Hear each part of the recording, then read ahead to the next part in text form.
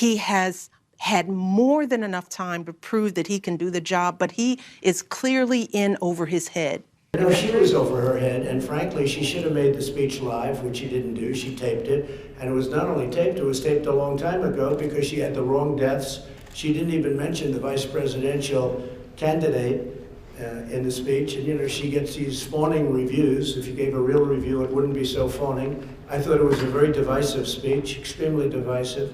We have a tremendous amount of enthusiasm for my campaign because of things like we're talking about now, drug prices and drug cuts and transparency with hospitals and doctors that are going to lower bills by 50%, 70%. You're talking about numbers that are incredible. There's a procedure, I won't mention what it is, but there's a procedure where one hospital was charging $2,500, another hospital was charging $32 for the exact same procedure, using the exact same kit, and the people weren't able to go around and even have that option.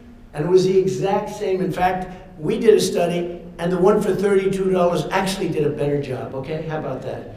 $2,500, $32, and the cheap one did a better job using the exact same stuff. So that's what we're talking about. We're talking about numbers that are incredible. No, I thought her speech was very divisive, and frankly, I wouldn't even be here if it weren't for Barack Obama. See, we're standing in the White House. I wouldn't be in the White House except for Barack Obama, because they did a bad job, Biden and Obama.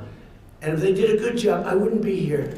I'd be building buildings someplace and having a good time. You compared your response to coronavirus to their response to the H1N1, but well, they have very bad reviews. If you look at the Gallup poll did a review of them. Now you have to understand that was a far lesser vicious disease. It was not the same, in the same ballpark. But yeah, I know, it's also a much lesser disease.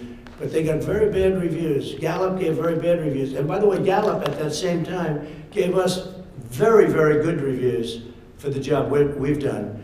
So if you take a look at the Gallup poll from a couple of months ago, we got very good reviews, and they got very bad reviews. They were, I mean, the reviews they got for the handling of swine flu, or H1N1, which Biden calls N1, H1, and I don't even correct him on that.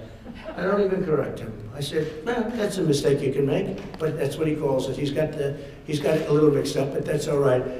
Take a look at the Gallup poll, and there were others too. They got horrible marks, and that disease is a much lesser problem.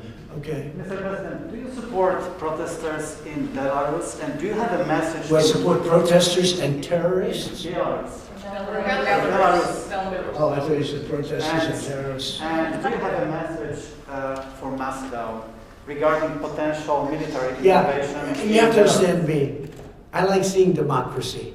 Democracy is a very important word.